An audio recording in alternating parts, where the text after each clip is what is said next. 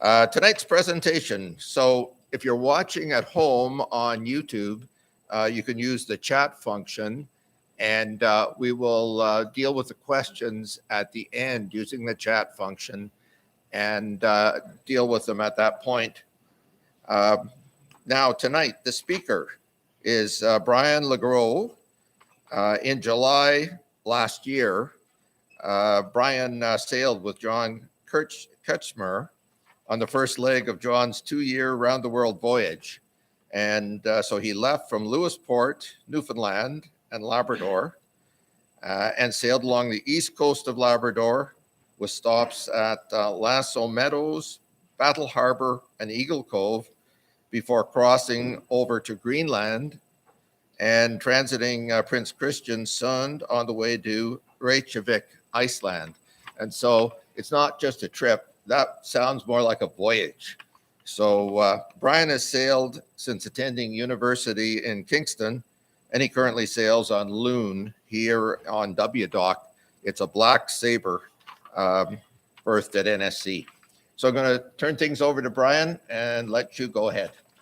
Thank you very much, Brian.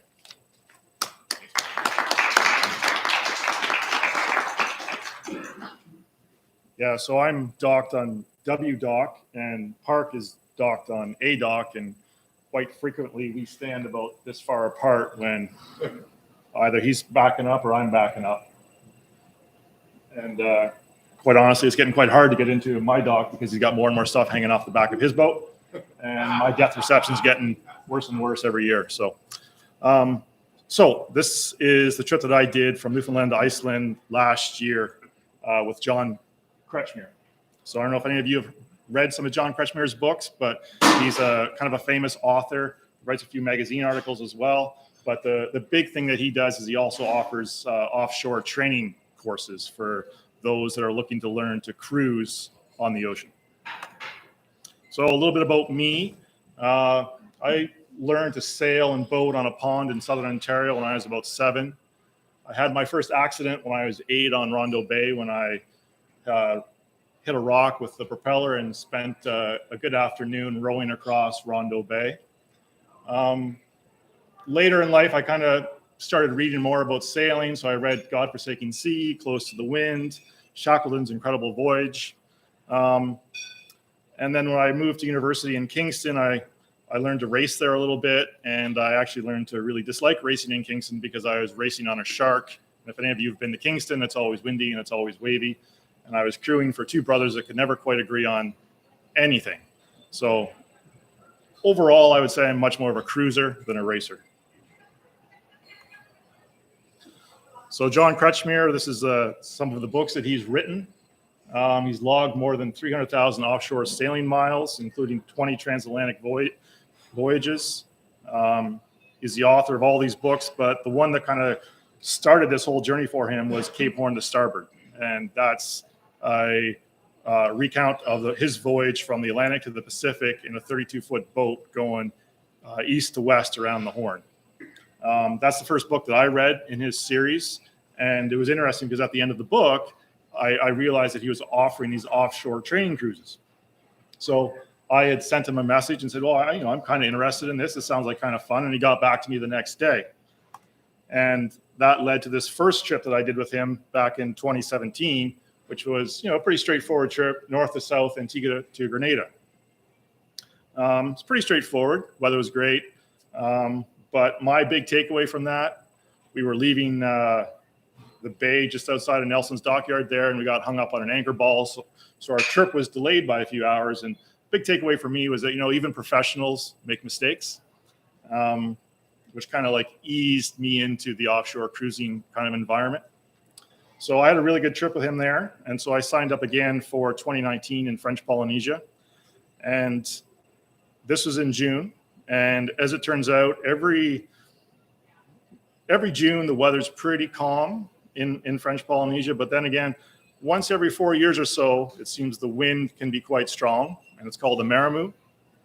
And then once every 8 years or so, there's a maramoo called the super maramoo when the wind can be really strong. And as it turned out, that was the week we were there. We had some really strong winds, and we were going between the islands in a catamaran. And unfortunately, as luck would have it, I guess, the steering broke on the catamaran that we were on as we tried to find shelter. So growing up on a farm, I'm kind of used to kind of mucking about with, tractors and such. So I think I kind of endeared myself to John a little bit, and I was able to fix the steering before we ran into issues. So all that to say is that John knows me. He knows that I don't really get seasick. He knows that I kind of have some sort of mechanical ability. And so for his round the world voyage, he has kind of a select crew of about 100 people he's drawn on to make this voyage around the Atlantic, go around the Horn again, across the Pacific, and then up to the Indian Ocean, and then I don't know where he's going from there. So all that to say is that he has this long journey planned over the next couple of years, and I was a participant on the first leg. And my real goal was just to gain more ocean experience and at some point cross the Atlantic. So for John, this is the big one, but for me, it's just the start of something, hopefully. So this is the crew that signed up with John. So left to right, we got Scott, myself, John, Antonio, Levi, and Jeff. And if you look at kind of the backgrounds of the crew, it is kind of interesting in the sense that Scott is a veterinarian, Jeff is a cardiologist. So you got some sort of medical experience on board.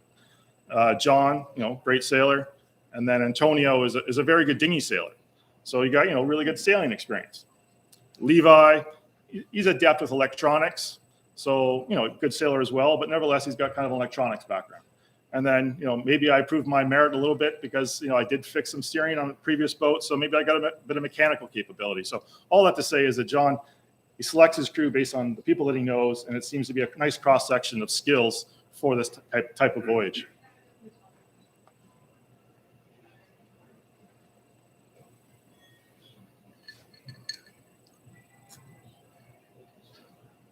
So John's boat is a Kaufman 47.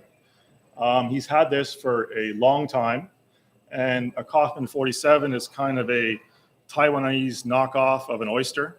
So it's, you look at the boat, it's quite a powerful boat. It's got a Skagkong rudder, low freeboard. Draft is about 7 feet.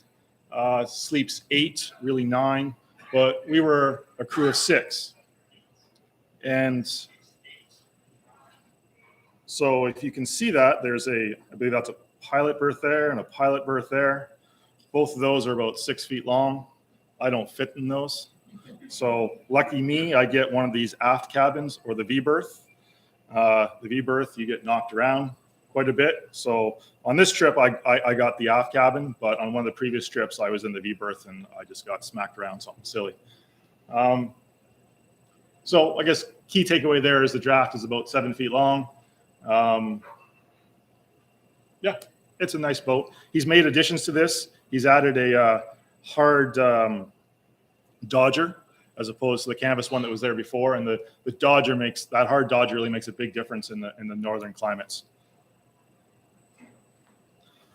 So for this route that we were going to take, we were going to go from the eastern coast of Labrador up through Greenland and across to Iceland. And this was the expected weather from the pilot charts for July in the North Atlantic. And you can see, I also put the pilot chart for the Caribbean in February, which is probably the climate that most of us are more used to. And you can see that in the Caribbean that the wind predominantly is from the east or the northeast about 86% of the time. Whereas in the Labrador Sea and the Denmark Strait, you're going to get what you're going to get. There's no set weather conditions. But what I did find interesting looking at the pilot charts is that the green shows the currents. And I always thought the icebergs came north to south, no questions asked. But as you approach Greenland, the icebergs are actually coming down the east coast of Greenland, and then they're circling and going up the west coast of Greenland, which is quite interesting because as you approach Greenland, you're looking for the icebergs from the south, not from the north. So it's a little bit counterintuitive for me.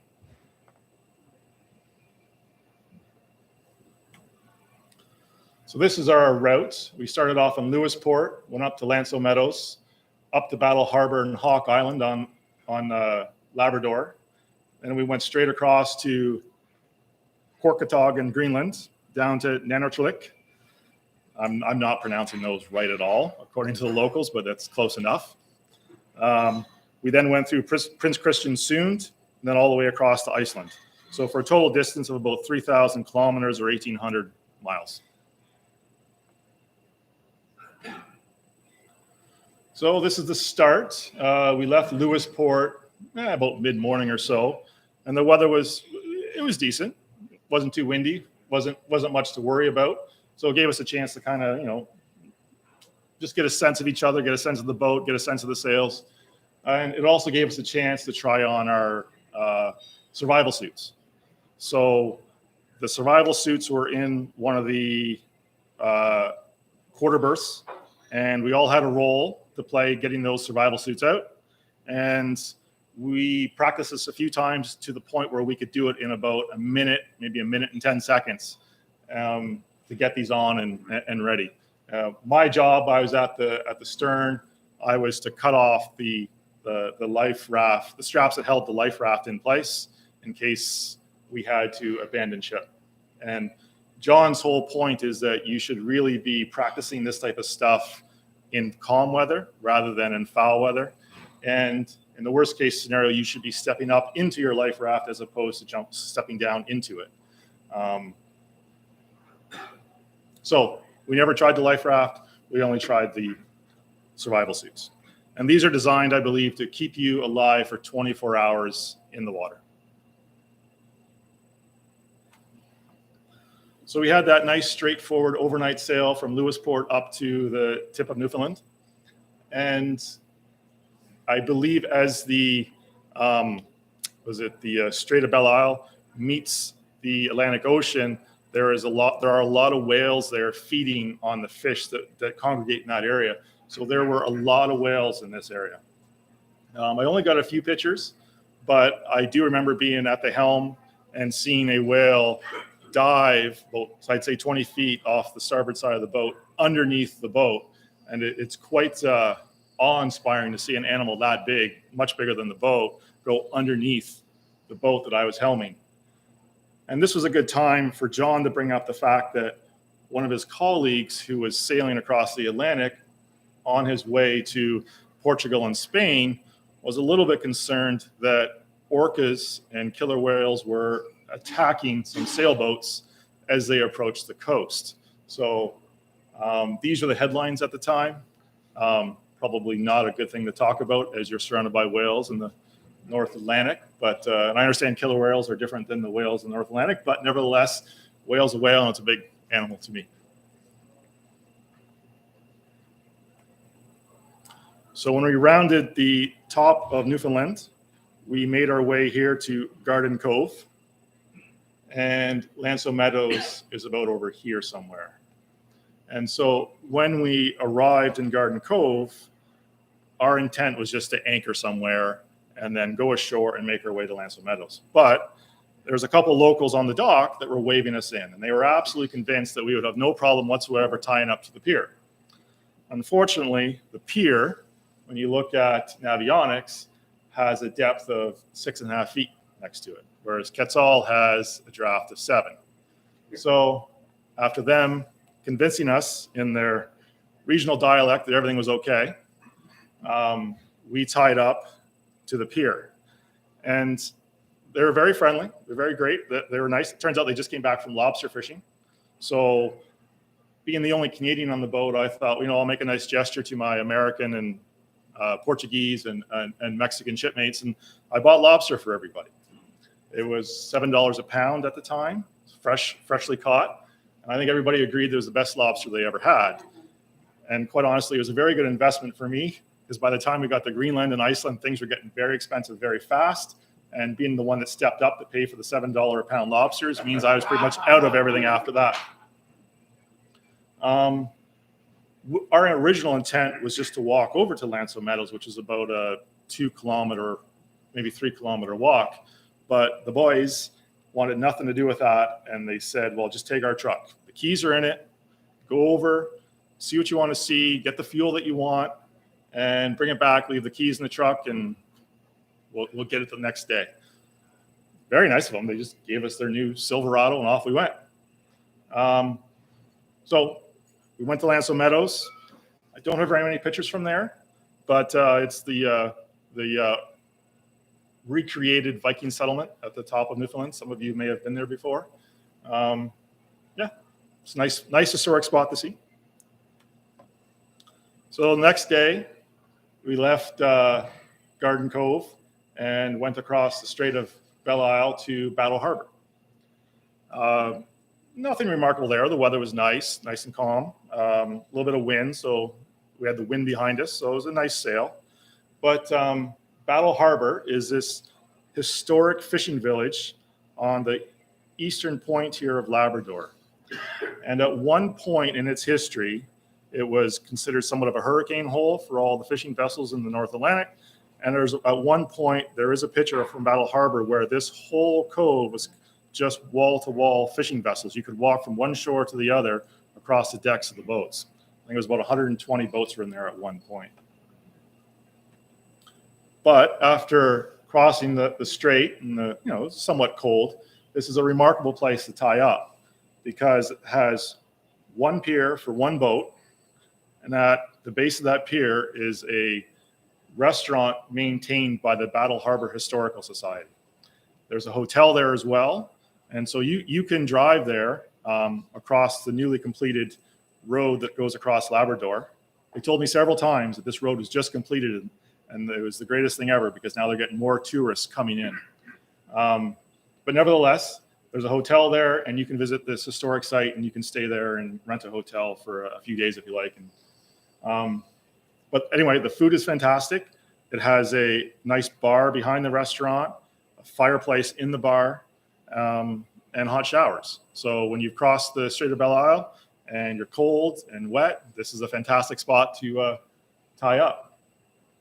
And this is the view from the rocks along the back edge there on the eastern side of Battle Cove. Oops. I have another slide in here somewhere. All right, it's not showing up. So Battle Harbor has a couple of Marconi stations in it, and the Marconi station is the radio transmission tower. And Battle Harbor is known as the spot where Robert Peary came down from the Arctic to transmit to the New York Times that he made it to the North Pole in 1905, 1906, or 1907. And this is where he transmitted that fact from, that he was the first to reach the North Pole. But if any of you know, there's some discussion as to whether he actually made it or not. And later on, it was determined that he didn't based on his records. And it's really not quite clear whether he lied about his coordinates and how far he got, or whether it was just a navigational error. So nevertheless, this is the spot where he transmitted to the New York Times his success of reaching the North Pole. So we left Battle Harbor after staying there for a night. And on our way to Hawk Island, we ran into our first legit iceberg. We had passed little icebergs that had run aground along the Labrador coast, but most of them were quite small. Maybe could have even been just snow. But this was the first one that we saw that had ran aground. And using the sextant, we were able to figure out its dimensions, about 250 feet wide, 150 feet high. And we spent a lot of time just characterizing this iceberg because it was the first one we encountered. We wanted to see how it appeared on radar. We wanted to see how it appeared on radar with ground behind it, with land behind it, how it appeared with the ocean behind it, just because we knew when we got to Greenland, we were going to run into a lot of icebergs. So, and of course, we were all just amazed that we were able to get this close to a big iceberg.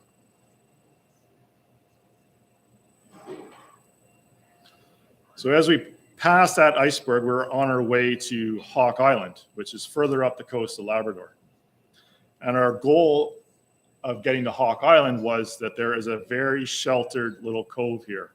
And we were expecting winds of about 35 knots out on the ocean. And so we wanted to find a nice protected harbor, a nice protected bay for that night. And so this is the cove that we anchored in. And then the next morning we went up this here called Squasho Run. It's a nice narrow channel. So we sailed up it the next day and then motored back to get to this whale processing facility. It's an old abandoned whale processing facility. It was abandoned in the 1950s. And that was going to be our jumping off point to Greenland.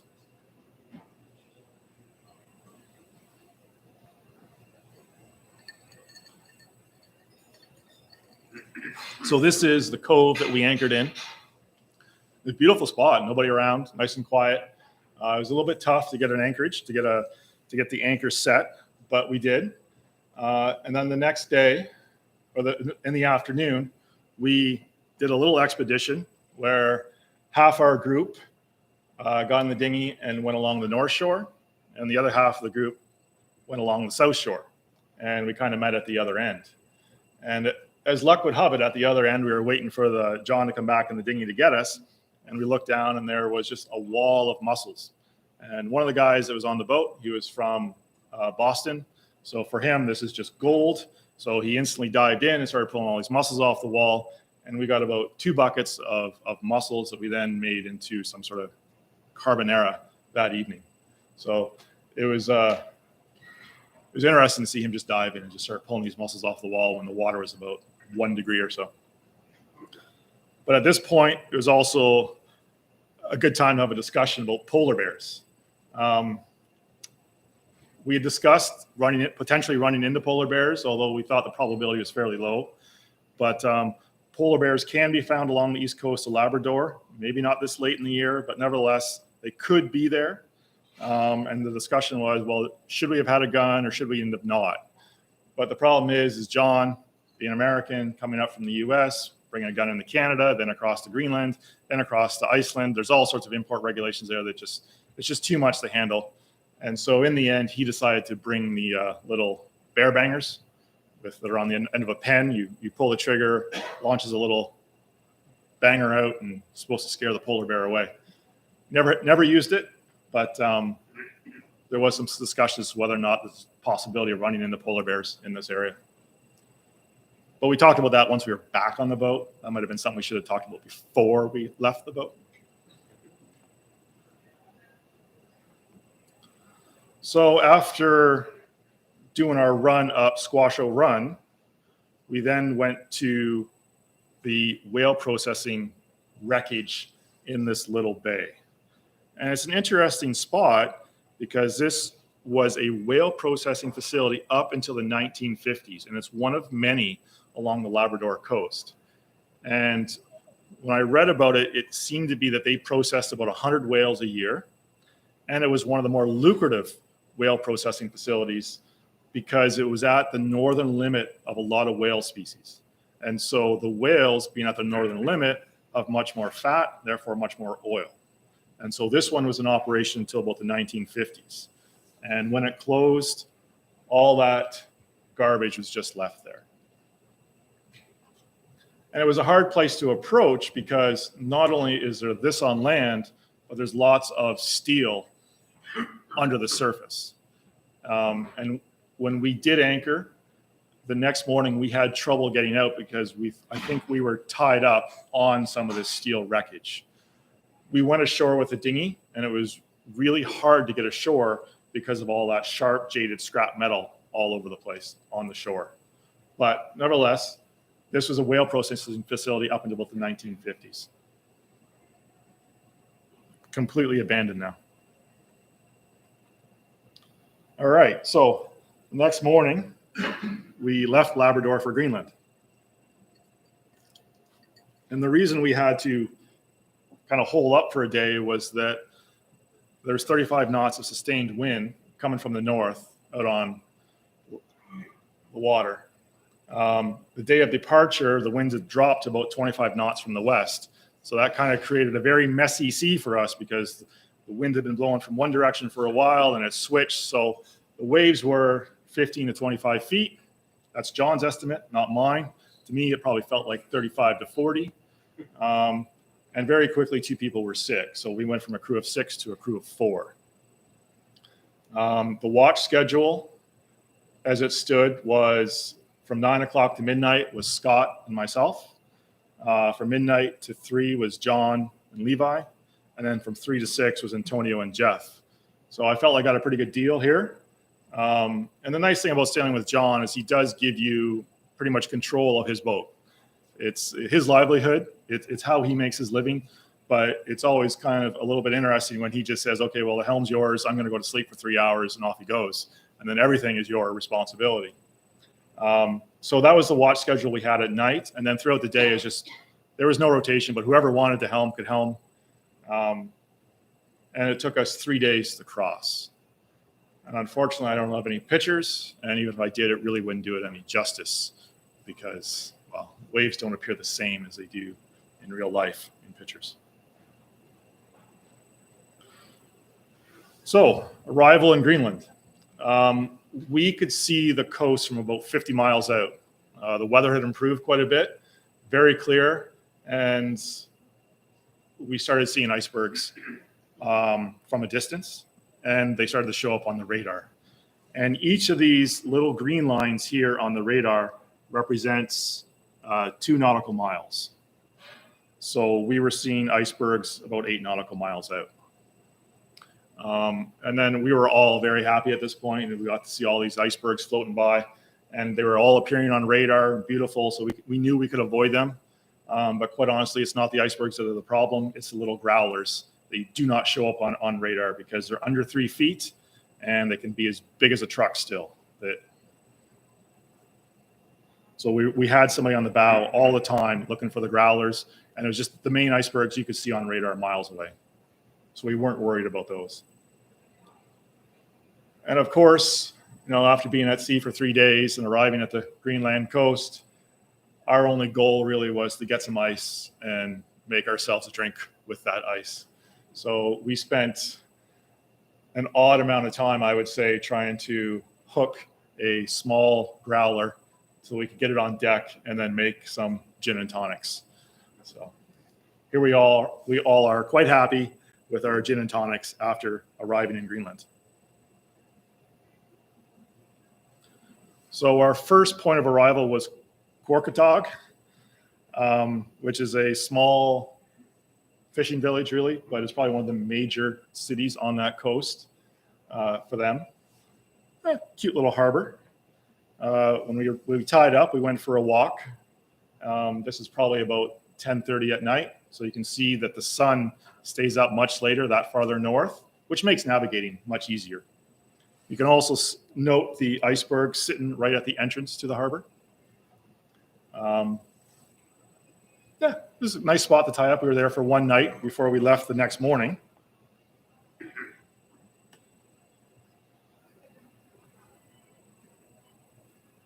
For Nanertillik.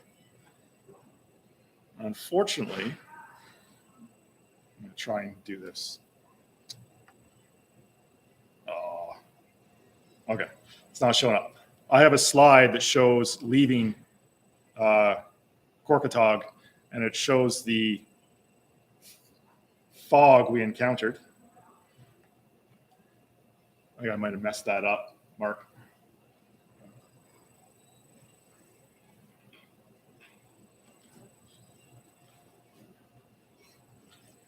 I don't know how to fix that. It's okay. I'm going to get some from somebody from the AV team. Okay.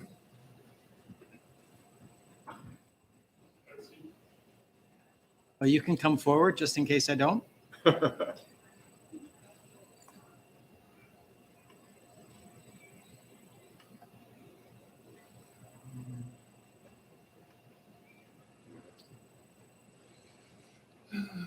Shoot.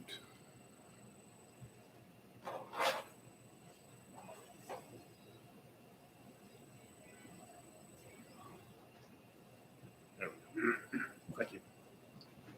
Yeah, so one of my slides is not working out very well, but leaving Korkatog, it was foggy. We had no wind, and we had the motor all the way out of the channel. And when we turned on the radar, it was just icebergs all over the place. And so we had to go dead slow through the fog, trying to avoid the icebergs that we could see on radar and keep a watch out on the bow for any of the growlers that were showing up. So it took us a long time to make it to Nanertillik. And a little bit further up the coast from Nanertillik, there is a natural outdoor thermal spa or thermal hot spring. And nobody wanted to stop except me. So I'm kind of a little bit annoyed about that, but nevertheless, maybe next time. So we made it to Nanertalik.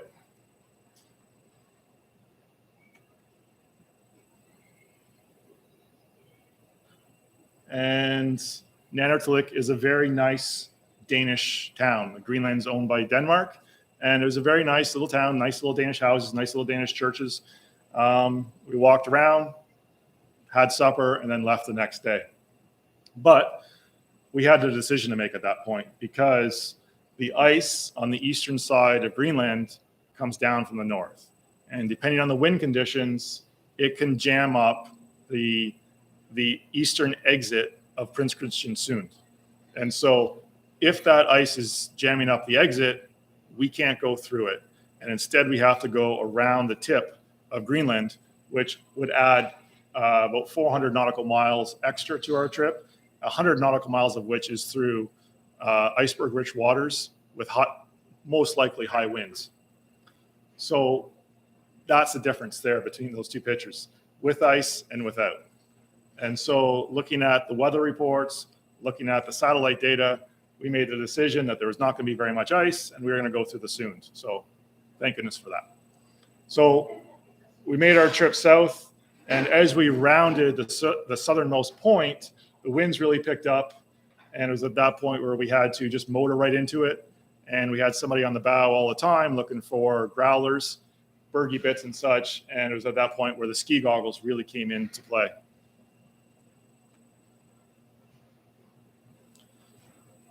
So this is starting our entrance into Prince Christian Sund. And as we rounded the corner, we found this iceberg that had run aground. And John, being a writer, he is writing an article about this trip for Cruising World magazine. He needed a photo. So we spent probably 2 hours circling this iceberg with Levi on shore operating a drone so we can get the perfect shot so that he can get an article in Cruising World magazine. So we'll see if that works out.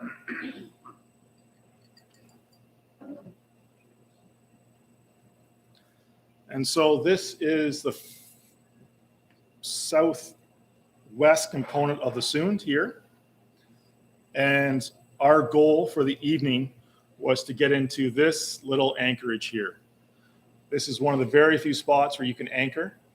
You can see some of the elevations here on the mountains. They go up to, well, thousands of feet, and the depths go to hundreds of feet. So there's very few spots where you can anchor, except this one spot here. And as it turns out, on the way into this small protected harbor, there is one rock that sits about 1.5 feet below the surface. So we were being very careful to avoid that one rock. And it was interesting that when the tide was on the way out, there was a little tide, you could just see the ripples on the surface of the water from that rock that was about 1 foot below. And you can see this is the bay here, and those are the mountains that surrounded us that night. And so there's our anchorage for that night before we went up the Sund. And we had a lot of trouble setting the anchor in this bay. It was really hard to find good holding. And I think we spent about 2 hours trying to get the anchor to set. It just would not set. And we were at the point where we were discussing whether or not we should just tie up to one of these grounded icebergs.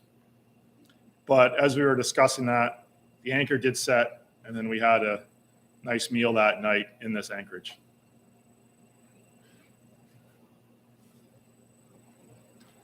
The next morning, we took off up the Sund, and this is the view heading north. And it was just beautiful. It's just really hard to get a sense of the height of those mountains from the pictures, but it was just absolutely fantastic. But a little bit that was concerning was the amount of ice that was still there. You can see the icebergs that are just still sitting there. But as we rounded and started heading east through the Sund, the wind grew calm, sun came out, and it was just the most glorious day of motoring I've ever had. The sun was reflecting off the water, the sun was coming straight on my face, and it was just beautiful. And then we all got a little trigger happy with the cameras and the icebergs that we were passing. And there's just so many different shapes, so many different sizes, so many different colors. I just selected a small assortment here for you to look at, but it was really quite amazing looking at some of these. So I guess now is probably a good time to talk about the types of icebergs that are encountered. So an iceberg is anything that's really greater than 16 feet above sea level. So those, no real problem. You see those on radar from a large distance away. The only thing you really got to do is you just got to stay upwind of them, because pieces will break off. And if you run into those smaller bits, could cause a problem. So just stay upwind. The bergy bits are anything between 3 feet and 16 feet. Those mostly show up on radar, but really it's the growlers that are the problem. It's anything below 3 feet above the water. And even though it's 3 feet above the water, it can still be as big as a truck or as big as a piano. So this is a video of me pushing one of these small growlers out of the way with a long pole with a metal spike on the end. And I'll just show that again because it's such a good video. You can really see how that pole bends as that little bergy bit gets pushed, or the growler gets pushed out of the way. John sends me an email every once in a while that this is up to like 1.5 million views on Instagram. I don't know what that means. It sounds like a lot, but anyway. So as we made our way through the Sound, we were getting a little bit concerned about the amount of ice that we saw, because even though the ice report said that the eastern exit was clear, there was still a lot of ice that made us think twice. But then we realized that it wasn't necessarily ice coming from the eastern entrance of the Sound. It was actually ice that was coming off the glaciers. And so when we got to one of these glaciers, we jumped in the dinghy and made a little trip as close as we could to the glacier. And it was interesting that as you get closer, some of these bergy bits, some of these small bergs, they have very sharp edges. And there's 4 of us cruising along, happy to get as close as possible to the glacier, not really realizing that some of these small chunks of ice we were running into had very sharp edges. So we all made it back safely, but it's a little bit concerning when you're sitting in the bow and the guy at the helm has it full throttle going through some of this ice.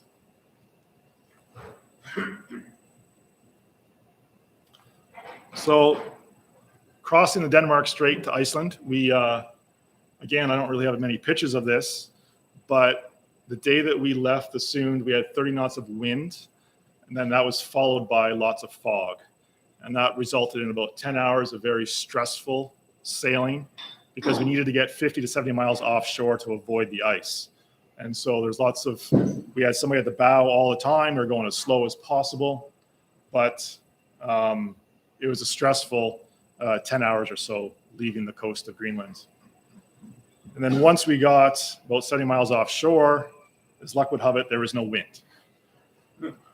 We had fuel issues because from the last point we were able to top up the fuel tanks all the way to Reykjavik was 800 nautical miles, and we did not have enough fuel to go that distance. But as luck would have it, the wind did pick up, and I would say that we rolled into Reykjavik on fumes in the tanks. At one point, we had a halyard issue where, thankfully it was John and not me, but he was making a sail change, let go of the halyard, and the halyard went up the mast. And we fumbled about for a while trying to get the halyard down, and then eventually we just had to hoist John up to the top of the mast so he could free the halyard. So it's an interesting thing to do when you're in the middle of the Denmark Strait and the captain of the boat is 47 feet in the air or so, dangling, which I've never done. We'll just close that. So the watch schedule changed. So I no longer had the cushy shift. Antonio and Jeff had the 9 to midnight. John and Levi had the midnight to 3. And I had the 3 to 6. And that took about 3 days to cross. So we arrived in Iceland, pretty straightforward, tied up, and then everybody left because I think everybody's just glad to get off the boat because we spent about 16 days on that together, and everybody just went every which way. Lessons learned for me. John is hyper cautious given the remoteness. However, there's still cell service in a lot of parts of Greenland. It is Danish, so they do have a lot of cell coverage. Serious issues can happen even in calm conditions, like losing the halyard, kind of a big deal. Had to hoist somebody up the mast to get it. Wear a life jacket at all times. There was multiple times where something would happen and we'd just be taking it easy in the cockpit and somebody would kind of rush here, rush there to take care of the situation, and often would find themselves maybe on the deck without a life jacket. So, just be more conscious of wearing a life jacket at all the times. John had a diesel heater installed before leaving Halifax, and they're fantastic. It made all the difference. You can come down below, dry everything out, get warm before you go back up on deck for your shift. In the absence of proper holding, it's possible to tie up to a grounded iceberg. I didn't know that. Icebergs are not the problem. It's the small bergy bits and growlers that are the issue because they do not show up on radar. They're hard to see, and they can lurk just on the surface. So when approaching an iceberg, it's best to stay upwind. For the trip, we had light out almost all the time from 11 p.m. to 3 a.m. was about the time when it was dark. Helped with the visibility for spotting the ice. I guess the other takeaway is that glacier ice is much better for drinks than iceberg ice. And so, at the beginning, I said that my goal was to cross the Atlantic at some point, right? I thought I did it, but then looking at it a bit more and kind of thinking about it, Iceland as a whole is in the European Economic Area, but is not in the European Union. Western Iceland is still on the North American plate when you look at plate tectonics. So I always had the goal to cross the Atlantic by sail. So I guess the question still remains, did I cross the Atlantic, right? I thought I did, but maybe I didn't.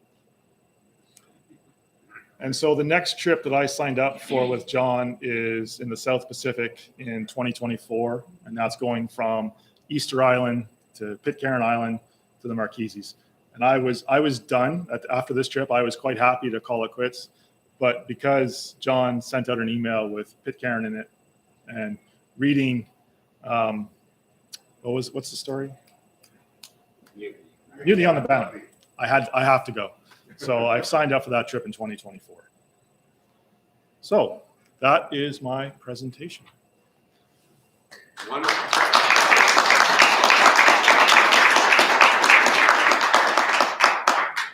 Thanks very much, Brian.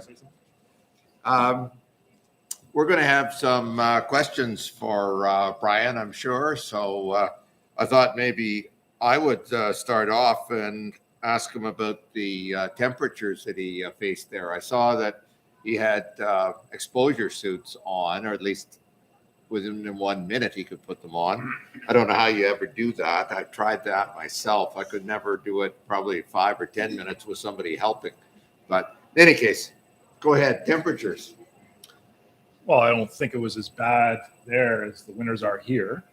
It was maybe 2 to 5 degrees throughout the day, and at night it's probably about the same. It wasn't so bad that I noticed, but at the same time, it certainly wasn't comfortable without being well dressed on deck. And the water temperature? I didn't go in. I didn't go in. Okay. Any other questions from the floor at this point?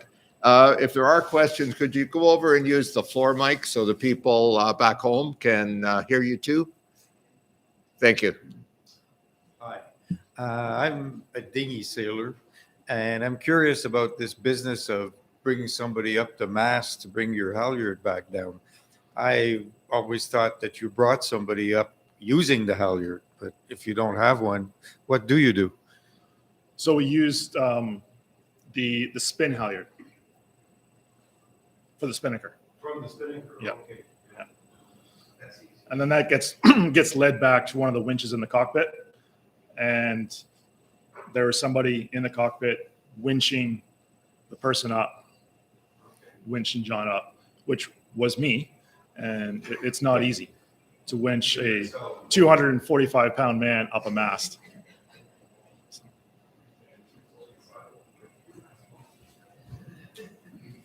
I guess if I could add to what Brian has said, anybody that is going to go up the mast here, we always recommend to use 2 halyards.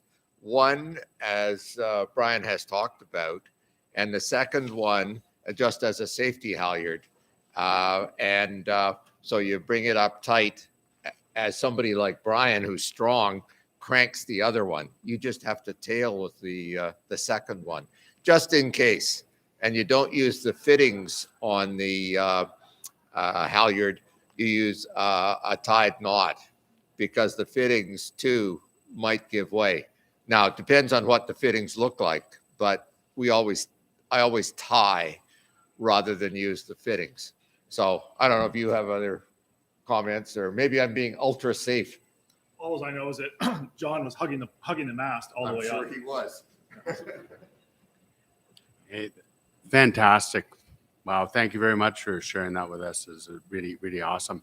So a couple questions, actually. You had spoken about your shift schedule, 3 hours a piece, a couple people on at the same time. You guys had an autopilot as well, or were you always hand steering? Yeah, autopilot as well. Okay, autopilot as well. So we were really just there to make sure everything was good, everything was cruising along nicely. Maybe if the wind picked up, adjust the sails accordingly. Maybe take a reef out, maybe put a reef in, furl up the head sail a bit. Make little adjustments so that we weren't overpowered, that people down below could actually sleep as well as they could given the conditions. Yeah, sure. Okay, fantastic. And then some of the conditions, like leaving somewhere at 30 knots of wind, and you said you're leaving at 30 knots of wind, but you're going as slow as possible. How do you do that on a sailboat when there's 30 knots of wind? You're looking for growlers, you're looking at things, and you're saying someone's on the bow, but in 30 knots of wind, you're going to have some pretty big swell. Did you have people clipped in? Like, were you clipped in the whole time you were doing it? Yes. Yeah. So we're always clipped in. Okay. There's a couple reefs in the main. It's a cutter rig, so there's 2 sails. So main one was furled up. The other one was maybe partially furled. So we had the sail area right down as low as we could, comfortably keep it and still make way. It's still going to be wild at 30 knots, though. And 30 knots when we were leaving, I think it was 30 knots leaving the Greenland eastern side, it was mostly from astern. Whereas when you were leaving the Labrador coast, it was still quite windy, but it was right on the beam. So it's a bit different as far as the effect on the boat, right? And so, yeah. And then you said, so you're using lights to look for growlers as you're doing that as well. So were you shining lights forward in the water? Like what did that look like? I didn't have that shift. I had the 3 to 6 o'clock shift. Okay. So when I came on deck, it was visible. So I didn't have a light. But I don't know what that midnight crew was doing from 3 to, I'm assuming they had a light. We were going very slow, leaving the Greenland coast on our way to Iceland. I just remember going very slow. I didn't have a light because by the time I got on deck, it was mostly visible. Wow. Okay. And then last question. You said life jackets at all times. Did you guys have beacons as well? Did you have like man overboard, GPS beacons on your life jackets? So if you'd show up on a chart plotter and you'd show up. Yeah. Okay. Okay. Wow. Just incredible trip. Oh, it was fantastic. And John is he's a really good guy to sail with because, he's almost as good a storyteller as he is a sailor. And some of that comes through in his writing. And he's a kind of an easygoing guy to sail with in the sense that there is captain's hour, you can have a drink. Some of his, I guess, competitors that offer this type of service, it's no coffee, no alcohol on board at all. Whereas John's coffee in the morning, maybe a drink at captain's hour, maybe a drink at night. He's an easygoing sort of dude, and he makes these really tough conditions seem easy in a sense. But then again, he's got 300,000 miles behind him. So. Thank you very much. Yeah, very cool expedition. Great presentation. Thank you. Just out of curiosity, when you hit Denmark, you have to deal with customs and immigration? Yes. Yeah. But it's John's responsibility to do that, right, as the captain. So, yeah. But I will say when we landed in Gorkatog and tied up at the pier, we tied up at the the Danish shipping line delivery pier for that area. So a container ship showed up that evening and forced us off. And then the boom swung out and started dropping containers on the dock, which was unfortunate because there was a nice Thai restaurant that was right there on the pier, and apparently it was the best in Greenland. So we had to walk back to the restaurant. So it was kind of odd to find one of these fantastic Thai restaurants in Greenland. But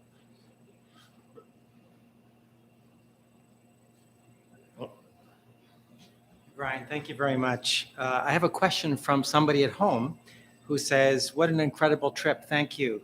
Did you practice any traditional navigation techniques, celestial wave patterns, wildlife patterns, etc.?" So the nice thing about sailing with John is he does not hesitate to break the sextant out and start teaching any chance he gets. So we did practice that a little bit, but in most cases it was just too wavy, and we didn't do it off the Labrador coast. We tried to do a little bit when we got closer to Greenland because the waves, it was a bit calmer, but it was just too much fog. There was too many clouds to do it properly. Thank you. I think, Brian, when I first read about your trip, I saw where you were going, and then I saw that you had decided to go up this fjord, Prince Christian Sound in Greenland, and I couldn't understand why you wouldn't just stay out in the open. And obviously, you've explained that to me. There's just so much ice all over the place. It's better to take the inland passage, sort of like going on the intercoastal waterway, but a little bit colder. Yeah. Same idea. You stay out of the areas where there's hazards. So, well, thank you very much, Brian, for the presentation. Are there any more questions before we close things off? Going once, going twice, going three times. Okay.